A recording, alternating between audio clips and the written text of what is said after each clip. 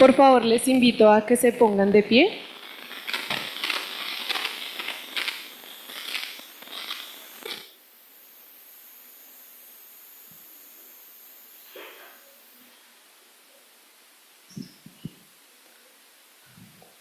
En el nombre del Padre, del Hijo, del Espíritu Santo. Amén. Oración de Santo Tomás para antes del estudio. Creador inefable, tú que eres la verdadera fuente de luz y el soberano principio de la sabiduría, dígnate infundir en las tinieblas de mi entendimiento un rayo de tu claridad, apartando de mí la doble oscuridad en que he nacido, el pecado y la ignorancia. Tú que haces elocuente la lengua de los niños, instruye mi lengua e infunde en mis labios la gracia de tu bendición. Dame agudeza para entender, capacidad para asimilar, método y facilidad para aprender, sutileza para interpretar y gracia copiosa para hablar. Dame acierto al empezar, dirección al progresar y perfección al acabar. Tú que vives y reinas por los siglos de los siglos. Amén. ¿Pueden tomar asiento, por favor? Le damos la bienvenida al docente Clara Jaramillo y Jason Cardona para que por favor nos den la bienvenida a este conversatorio Impacto de la persona de Santo Domingo de Guzmán en la cultura.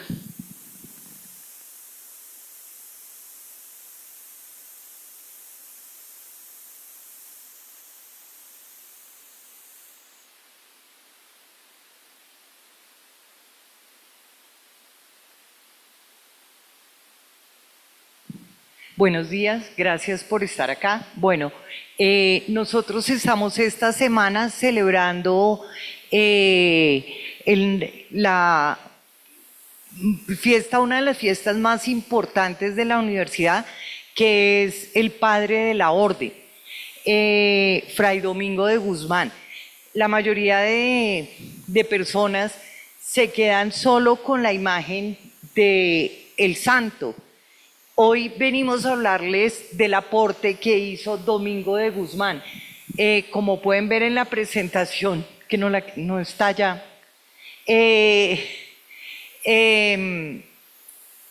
nosotros no le pusimos ni fray, ni padre, ni nada, porque precisamente queremos hablar de los aportes.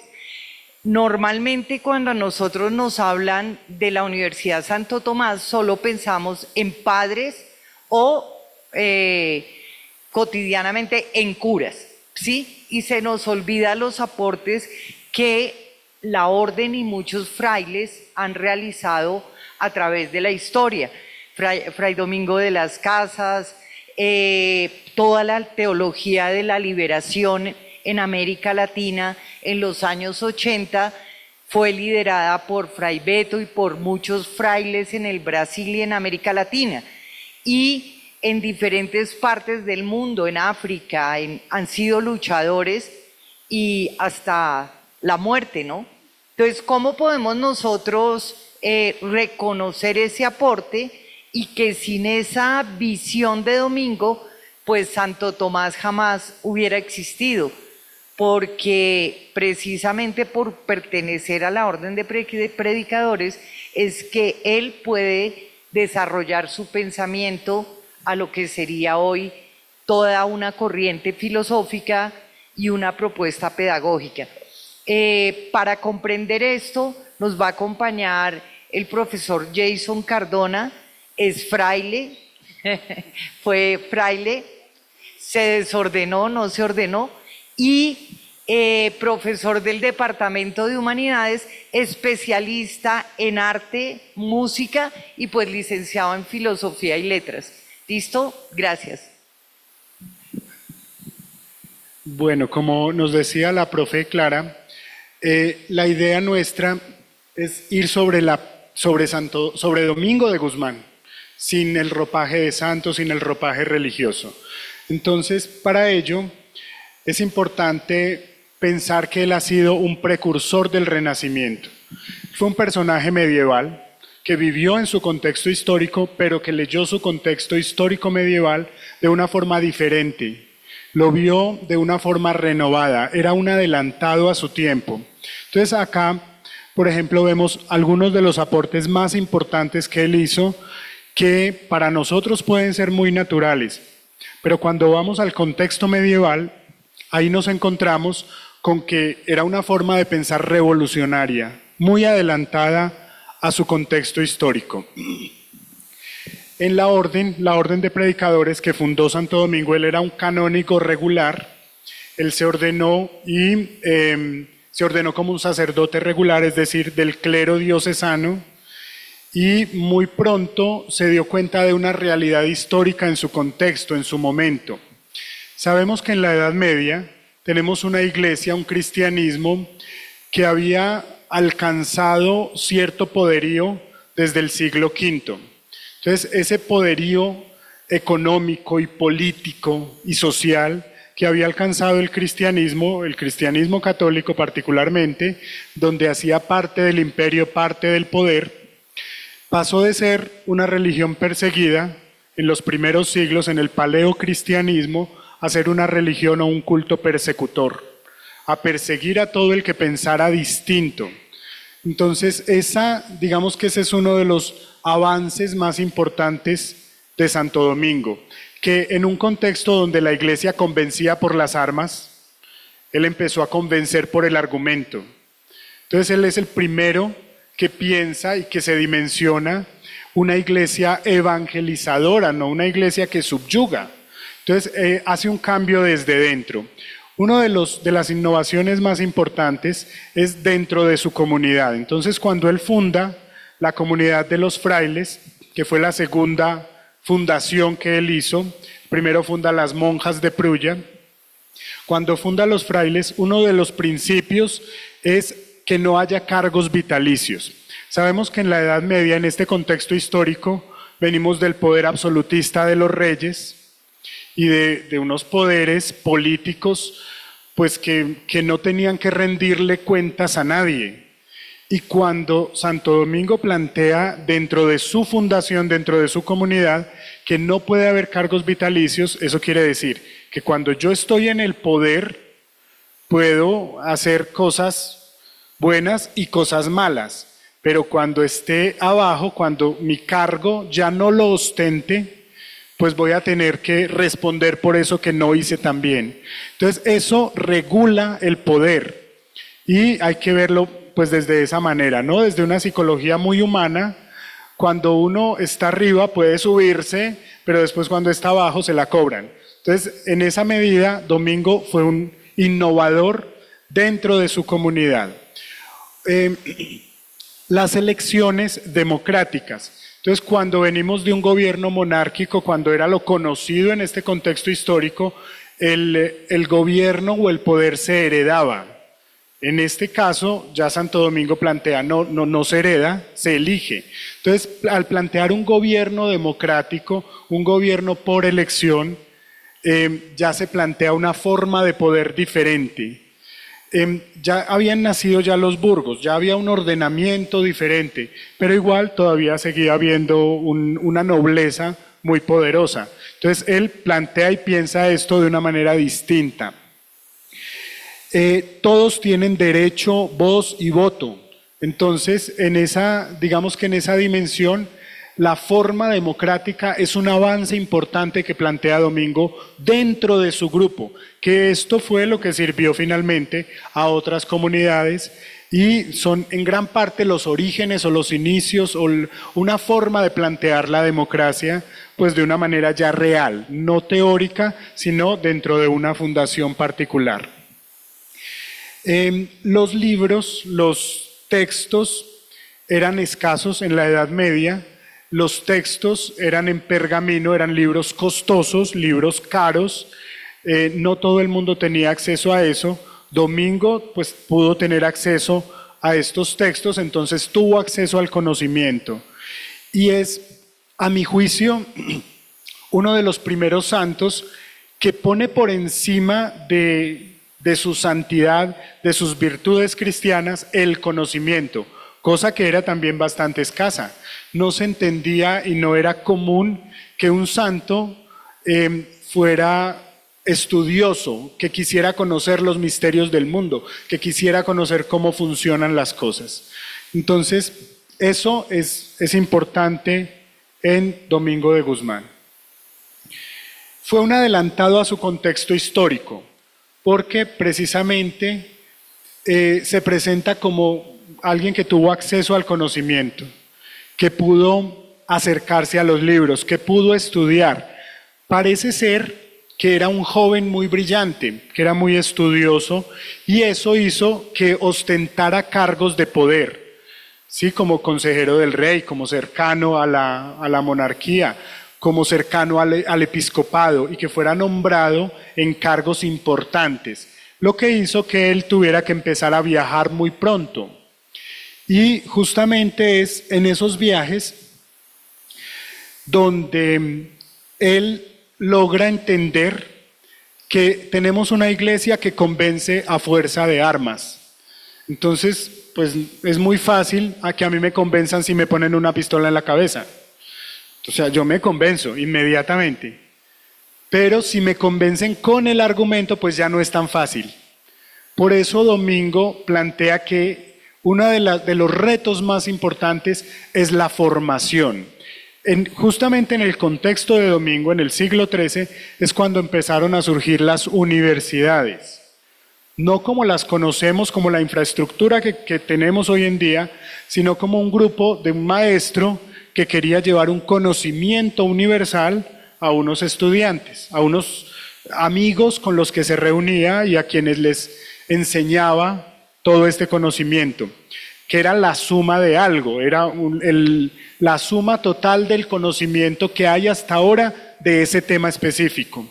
Entonces, en ese contexto histórico donde se empiezan a crear las universidades, donde nos alejamos ya de las escuelas palatinas, catedralicias y monacales, es donde existió Domingo de Guzmán. Y él se hace consciente de que sus frailes, aparte de tener unas virtudes cristianas y de tener unas condiciones particulares, pues también tienen que estudiar. Eso hace parte de un elemento fundamental y es un elemento, digamos, principal en la creación de Domingo de Guzmán. Entonces, él dice, hay que evangelizar, pero no con las armas, como lo hacía la iglesia del momento, sino con argumentos. Y si yo quiero tener argumentos, la única manera de adquirirlos es estudiando, es conociendo el mundo y buscando la verdad objetiva. No lo plantea como un dogma, ¿no? Como algunos plantean la verdad como algo objetivo. No, él no la entiende de esa manera, pero sí entiende que tiene que haber un acuerdo. Tenemos que acordar en qué son las cosas y en cómo entendemos y comprendemos el mundo, porque en esa medida se hace posible el conocimiento. Si es relativo todo, pues es muy difícil. Por eso él dice es importante encontrar la verdad objetiva, pero no como tal, sino como un acuerdo que establecemos todos en un contexto determinado. El estudio del mundo como base para la predicación en un contexto dogmático y anatemizante. Todo el que estuviera en contra de lo que dijera la iglesia era considerado un anatema. Es decir, el que diga que lo que está diciendo el Papa puede no ser cierto, ese era considerado un anatema, un excomulgado. Entonces, en un contexto donde todo el que piense distinto de mí está en mi contra y tiene que ser juzgado, pues Domingo plantea una realidad distinta. Una iglesia que tiene que cuestionarse a sí misma y unos religiosos que se tienen que cuestionar. Por eso nosotros destacamos la persona de Domingo como un personaje social que aporta unos elementos supremamente importantes al renacimiento posterior, ¿no? Es un precursor del renacimiento. Él dice primero contemplar y luego predicar. Una frase famosa que es la que está en el friso del convento Santo Domingo en la entrada, que dice contemplata et alis tradere contemplata, contemplari, contemplar y llevar a los demás lo contemplado. Pero no la contemplación simplemente como una visión romántica del infinito, ¿no? Como la figura que uno ve de algunos santos como mirando al cielo con los ojos blanqueados, sino contemplar es darme cuenta de la realidad, qué es lo que ocurre e interpretarla. Y de esa manera en la que yo interpreto la realidad es la que me sirve para predicar. Por eso Domingo y todos sus hijos, sus frailes en lo posterior, tienen que ser intérpretes de lo que está pasando, de las problemáticas actuales y dar respuesta. La profe Clara, cuando hacía la presentación, hablaba de Fray Beto, por ejemplo, que fue un lector social de su contexto. Entonces, en un contexto de represión, de ignorancia, de pobreza, pues un fraile fue el que se percató de eso y empezó a hablar ya no de una teología dogmática, sino de una teología de la liberación. Entonces, en un contexto oprimido, tenemos que liberarnos de la ignorancia. ¿De qué me sirve a mí que me digan que Dios me quiere si yo estoy muerto de hambre? Y que me digan que Dios es maravilloso y que Dios es lo mejor que existe en el mundo y que nos creó y que es todopoderoso. Si mi familia carece de lo básico, si no tengo salud, si no tengo posibilidades económicas, si no tengo conocimiento, si no tengo acceso a la educación. Entonces, él dice, hay que solucionar primero esos problemas. Y esos problemas los podemos solucionar porque es que ese es el mandato de Cristo precisamente. Entonces, un fraile dominico siempre sí tiene que ser un lector de su sociedad, de su contexto histórico y responder, porque es la obligación del Evangelio, responder a ese contexto histórico. Entonces, por eso el contemplar no es contemplar hacia el infinito. Obviamente, no se quita la oración como un elemento necesario para la vida dominicana, pero más que la oración, entender qué es lo que pasa en mi contexto, en mi sociedad, con la gente que tengo a mi lado y cómo puedo aportar yo a solucionar esos problemas. Y finalmente tenemos la búsqueda de la verdad objetiva, que es uno de los elementos importantes para Domingo de Guzmán. Cuando se habla de Domingo, dentro de su contexto histórico, no se puede dejar de hablar de los frailes dominicos, de los que estuvieron cercanos a él y de los actuales, y de todo el aporte que se hizo y que se ha hecho, pues desde diferentes perspectivas, desde diferentes formas de entender el mundo a la sociedad, ¿no? Todos los aportes que se han hecho y que se hicieron al Renacimiento. Entonces, nosotros planteamos aquí Domingo como un inspirador de muchos artistas. Uno de los aportes más importantes desde la pintura o desde la iconografía lo vemos precisamente por Domingo de Guzmán. Domingo de Guzmán no fue pintor, pero sus hijos sí. Y muchos artistas inspirados en lo que fue Domingo como un personaje histórico, político y social, empezaron a hacer imágenes de él, pues con unas características muy propias. Y sobre todo Fra Angelico, aunque hubo otros frailes que también pintaron, pero Fra Angelico vemos que es tal vez el pintor más importante que une, que funciona como un gozne entre la Edad Media y el Renacimiento, entre los estilos pictóricos de la Edad Media y del Renacimiento. Sin la escuela de Fra Angelico, de Juan de Fiesole, como era su nombre de pila, entonces sin esos aportes a la historia, al arte, a la pintura figurada, no hubiera sido posible que Miguel Ángel pintara la Sixtina, por ejemplo, con la técnica del fresco. Tampoco hubiera sido posible que Da Vinci hubiera hecho sus estudios de perspectiva, del punto de fuga. Es decir, sin Fra Angelico, si quitamos a Fra Angelico de la historia, que es uno de los frailes dominicos pues, más importantes en la pintura, si a él lo quitáramos de la historia, no hubiera sido posible todo el arte renacentista que vivió la Florencia del 16. ¿no? Todo ese esplendor artístico no hubiera sido posible sin los avances que presentó Fra Angelico.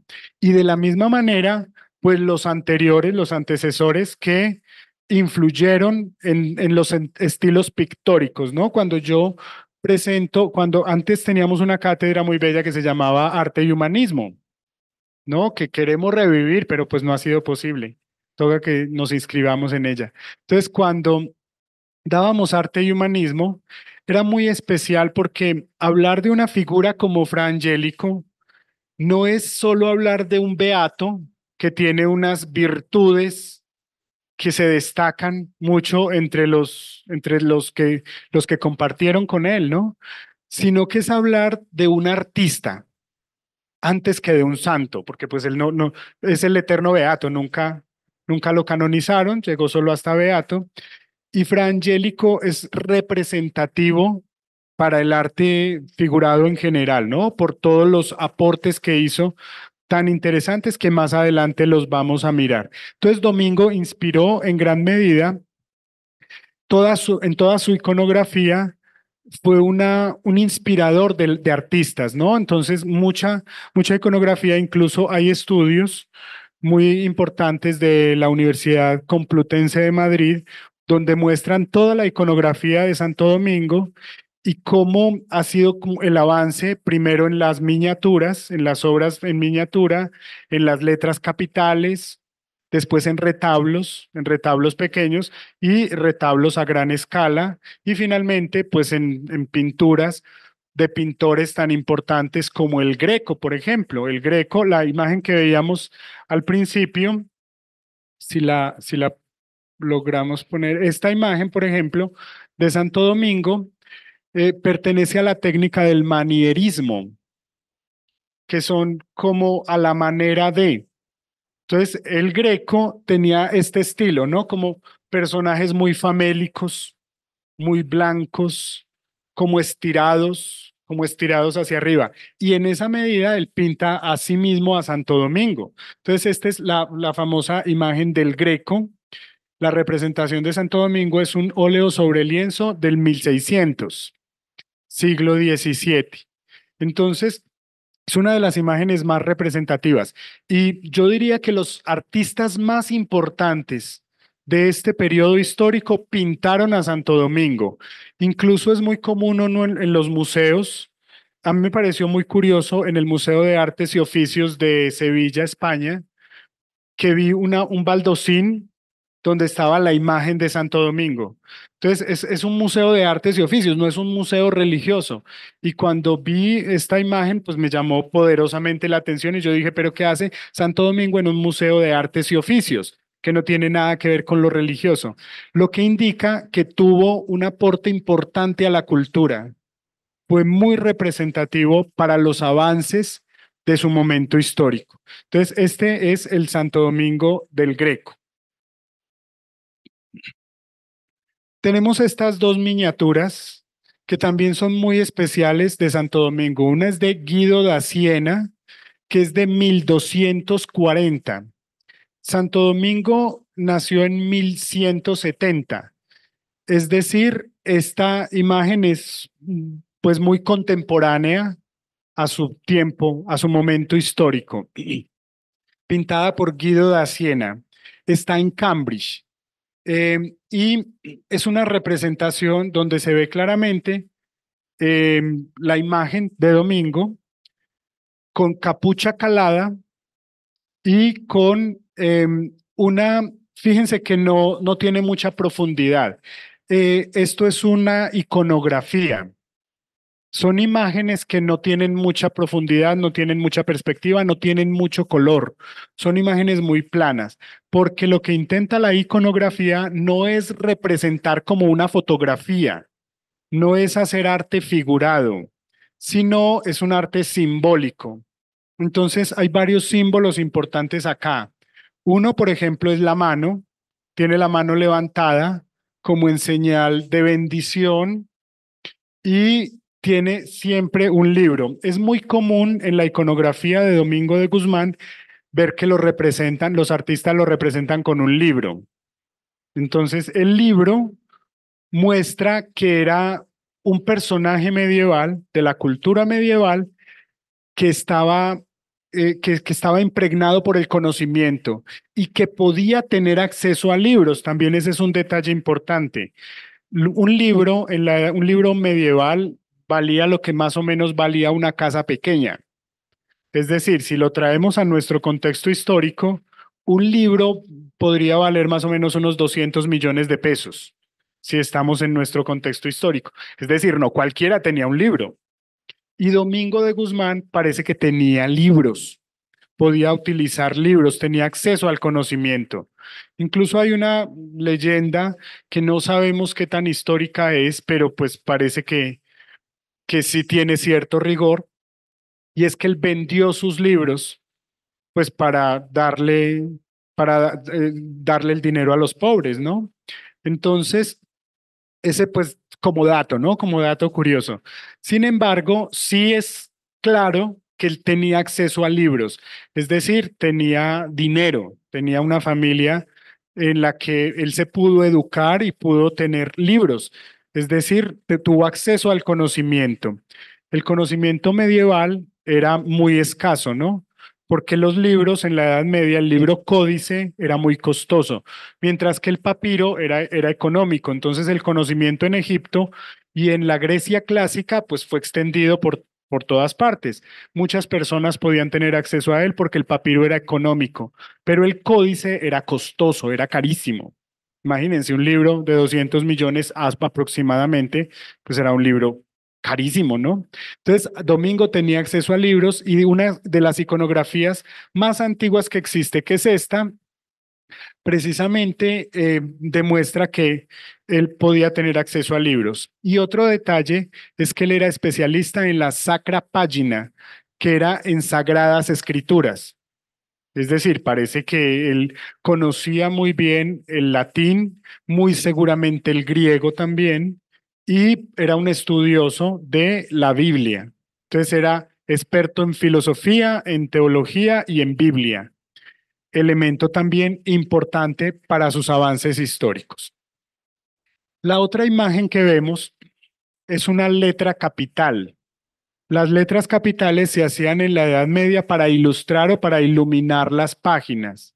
Entonces, esa letra capital es una miniatura donde se muestra a Santo Domingo de Guzmán. Nuevamente aparece el detalle del libro, con lo que es claro que el libro era muy importante para él y tenía pues un acceso a libros muy importantes, ¿no?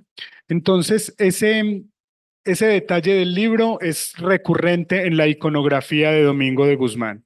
Y aparece un nuevo detalle que es la flor de lis, que es como representación de la castidad.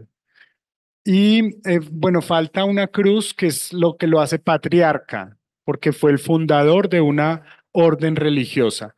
Entonces, esta figura eh, aparece en un breviario, está en Francia y es del siglo XV, más o menos, ¿no?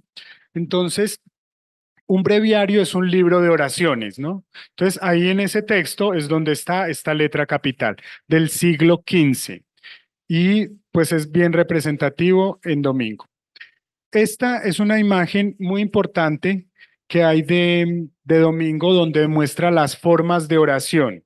Entonces, los modos de orar de Santo Domingo, donde se ve como inclinado en el piso, con la flagelación, con el cilicio, en comunidad, en fin, diferentes formas. Y llama poderosamente la atención una forma de oración que la podemos ver en el recuadro de la mitad en la parte de abajo. Si nos situamos en la fila de abajo, el recuadro de la mitad, vemos que hay una persona sentada en un escritorio estudiando con el Cristo al frente. Entonces, era la primera vez que se entendía el estudio como una forma de oración. Entonces, eso también es un elemento importante. Este retablo se llama justamente los modos de orar. Está en Ciudad del Vaticano, en el Codex Rosianus III. Es del siglo XIV. O sea, también es bastante antiguo. y se ve claramente, pues, domingo en todas sus formas. Entonces, una de las formas más importantes y que más llama la atención es que estudiando hacían oración. Entonces, el estudio también era una forma de oración, cosa que en la Edad Media no se entendía, ¿no? Porque en la Edad Media la oración era la oración y había que hacer ayuno y había que flagelarse y había que hacer sufrir el cuerpo, porque el cuerpo era una especie de enemigo del alma por el neoplatonismo que existía en ese momento, los placeres corporales eran pues bastante cuestionados, ¿no? No eran bien vistos. Y Domingo de Guzmán pone el estudio como una forma de oración. Eso fue bastante innovador, una forma de entender que no era solo haciendo oración, no era solo rezando, no era solo con los ojos puestos en el cielo, sino en un contexto muy real. El estudio es la forma de entender el mundo y el estudio va inclinado al servicio. Yo estudio para servir. No estudio para conocer cosas y para sabérmelas yo y para tenerlas en mi haber, sino para que sean conocidas, para que puedan llegar a todas partes. Em, y en la parte de arriba vemos esa misma representación en un mosaico contemporáneo que yo particularmente lo ubiqué en la página oficial de los dominicos. Entonces, en la parte de arriba es la representación de los modos de orar de Santo Tomás de una forma contemporánea, ¿sí? No la forma clásica que vemos en el mosaico original o en el retablo original, en la página, en la ilustración, la iluminación de la página original, que es del siglo XIV. Finalmente, un elemento muy importante que hay que tener en cuenta es, bueno, que es de este Santo Domingo de Guzmán de Juan de Fiesole, Fra Angelico, el Beato Angélico, que pues fue un fraile dominico del siglo XV que fue una figura muy importante porque Juan de Fiesole toma los estudios teológicos de Tomás de Aquino. Y con los estudios teológicos de Tomás de Aquino, él quiere hacer pintura. Entonces hace pintura con luminiscencia. Venimos de la Edad Media donde el estilo pictórico se llamaba tenebrismo. Entonces es un cuadro oscuro que tiene algunos visos de color. Partimos de ahí, de ese cuadro oscuro con visos de color, llegamos a un cuadro luminoso donde hay colores vivos. Entonces, simplemente pinturas tan coloridas no se daban en la Edad Media. Fra Angelico fue el que empezó a hacer pinturas coloridas, pinturas alegres, pinturas casi figuradas. Fíjense que no hay una profundidad total. La profundidad total y el modo de pintura más, más natural, casi como una fotografía con profundidad, con color, con unos tonos de piel muy naturales. Ese estilo pictórico lo vemos posterior, en el Renacimiento. En Fra Angelico todavía no vemos eso, pero vemos todos los elementos para hacer pintura figurada. Entonces, acá hay unos elementos muy importantes que analizar. Fíjense que el Santo Domingo aparece en una posición muy relajada, muy tranquila. El detalle del libro, siempre representativo, porque Fra Angelico de los estudios de Tomás de Aquino toma 3 tipos de luces. Entonces, él representa siempre 3 tipos de luces. Una es la luz divina. Fíjense que Domingo aparece con una estrella y una aureola. Esa estrella es representativa porque él siempre lo representan como con una estrella en la frente. Cuando su bautismo, pues cuenta dentro de las crónicas que se hacían en ese tiempo, dicen que él tenía como una estrella en la frente, como una especie de luminiscencia especial, ¿no? Puede ser un detalle romántico, puede ser un detalle real, no lo sabemos, pero siempre se le representa así, como con una estrella en la frente. Entonces aquí esa estrella en la frente representa la luz divina. Entonces, Juan de Fiesole, el Beato Angélico, dice, siempre tenemos una luz divina, una luz de Dios, una iluminación. Entonces, en los cuadros de Fra Angélico siempre aparece una luz que viene del cielo, o el Espíritu Santo con un rayo, o una estrella como estas, o una aureola muy luminiscente. En fin, eso representa la luz de Dios. La segunda luz es la luz natural, que es la luz que vemos reflejada en las paredes, la luz que nos da la perspectiva, la luz que se ve en los colores de las telas, que es una luz que es dada por el ambiente, digamos. Y finalmente, vemos la luz del estudio.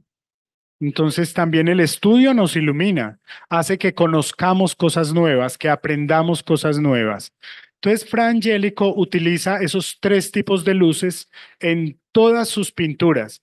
Una, la luz que viene de Dios, otra, la luz que viene del ambiente y otra, la luz que nos da el estudio. Entonces aparece un libro o aparece un retablo que era donde se estudiaba o aparece una silla cátedra donde se sentaban a estudiar. En fin, siempre va a aparecer un detalle que indica que el estudio nos ilumina porque nos da nuevos conocimientos. Y con esas luces, él figura sus imágenes, representa sus imágenes con mucha luz, con mucho color, incluso con telas casi en movimiento. Entonces él pinta un ángel con una túnica rosada. Eso no era posible en la pintura medieval. Y ese estilo pictórico de Fra Angélico, que fue innovador, que se puede ver claramente en la Capilla Nicolina, en uno de los museos vaticanos, representa en parte el humanismo que se empezaba a vivir en ese momento para abrir el Renacimiento, para empezar un nuevo estilo pictórico que inauguraron Da Vinci, Michelangelo Buonarroti, Tintoretto, Ghirlandaio, Rafael Sanzio, todos esos que tomaron los elementos de las escuelas de Fra Angélico, de la técnica de Fra Angélico, para poder avanzar en su técnica pictórica del fresco, del retablo y del lienzo. Sin lo que hizo Fra Angélico no hubiera sido posible tener a estos genios de la pintura. Por eso aparecen ahí nuevamente los dominicos como precursores importantes del Renacimiento. En este caso, desde la pintura propiamente. Entonces, es bien interesante esta imagen, es muy bella. Podríamos ver muchas de la iconografía de Domingo y mucho verlo como aparece como inspirador para precisamente el renacimiento que se inauguró en este momento y que Domingo desde el siglo XIII ya empezaba a vislumbrarlo desde lejos, con todos sus avances, en tanto la democracia, en tanto inspirador del arte, en tanto como promotor de una nueva forma de entender el concepto religioso, digamos, más desde lo social, desde entender mi contexto, entender qué es lo que pasa en mi entorno para poder ir a los demás, para poder llegar a solucionar problemas reales, no solo con oraciones, aunque sea lindo hacerlo, pero esto parece muy romántico para él. Él también necesita acciones y unas acciones que tienen más que ver con el evangelio que solo enseñarlo, que solo mostrarlo, es hacerlo vida en un contexto determinado. Y esa es, digamos, eso es lo que él quiere siempre con sus frailes. Por eso, una de las primeras acciones que él hace es mandarlos a estudiar a las universidades. Por eso, él plantea el estudio como una necesidad para la formación, para poder enseñar. Si yo quiero enseñar algo, si yo quiero predicar sobre algo, pues no puedo hacerlo desde la nada, ni desde lo que a mí me parece o lo que yo creo, sino desde el estudio, desde una verdad que pretende ser más objetiva. Estas son las referencias de todo esto de estas reflexiones que hemos hecho y que espero pues nos sean de mucho provecho y nos hayan hecho entender que Domingo, más que un santo, fue un personaje histórico que inspiró y fue un precursor importante para el renacimiento de la Europa Central, que fue el que nos llegó a nosotros finalmente. Muchas gracias. ¿Algo que añadir? ¿Algo que preguntar?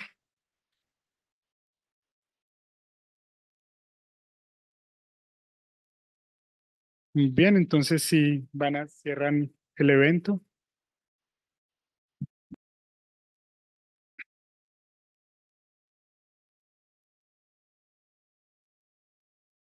Agradecemos como Dirección de Evangelización y Cultura la participación de cada uno de ustedes, así como la disposición del Departamento de Humanidades al compartir con cada uno de nosotros esta riqueza de la tradición dominicana y tomasina.